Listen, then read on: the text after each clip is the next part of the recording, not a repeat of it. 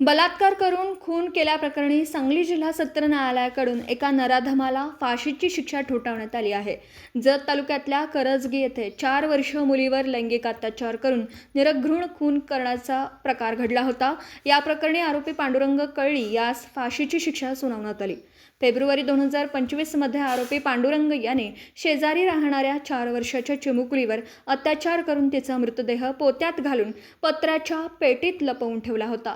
या घटनेने जिल्ह्यात खळबळ उडाली होती।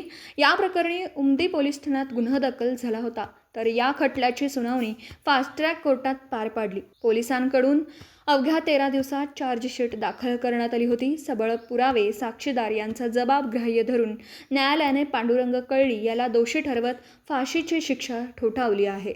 उमदी तालुका जत येथील करजगी गावातील 6/2/2025 रोजी एक समाज विघातक घटना घडली आणि त्या गावामध्ये एक 4 वर्षाच्या मुलीवर 45 वर्षाच्या आरोपी पांडुरंग सोमण्णा कळळी यांनी अत्याचार करून तिचा खून केला। या खुनाचा खटला याचं दोषारोपपत्र अवघ्या 13 दिवसात पोलिसांनी चांगला तपास करून यामध्ये दोषारोपपत्र दाखल केलं होतं आणि एक सरकारी पक्षासमोर एक आव्हान होतं, या आरोपीला दोषी सिद्ध करण्यासाठी अथक प्रयत्न करणं आवश्यक होतं, कारण ही पूर्ण घटना आणि पूर्ण तपास हा परिस्थितीजन्य पुराव्यावर होता।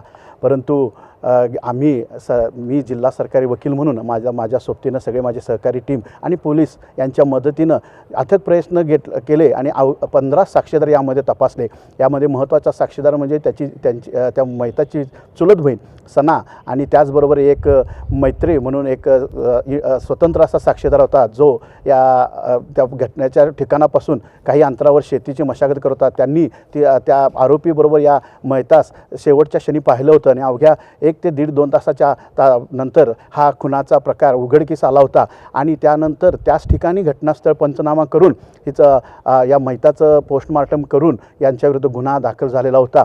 या कामी 1.25 वर्ष आपण परिश्रम घेतले आणि मला वाटते की ही प्रथमतः अशी घटना असेल की परिस्थितीजन्य पुराव्यामध्ये फाशीची शिक्षा या मेहरबान पोक्सो कोर्ट जे आहे आपल्या मोहंती मॅडम सन्मान्य न्यायाधीश यांनी दिली।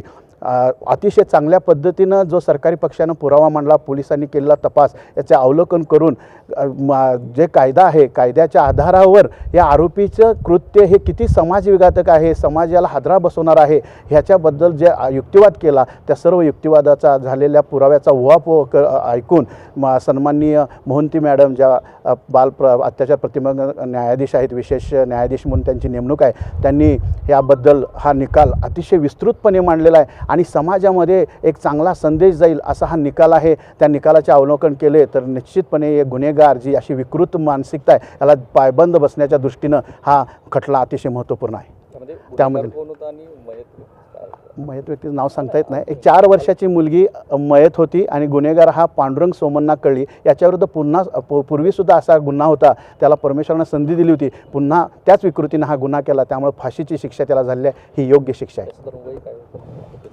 आरोपीचं आत्ता 46 वय आहे।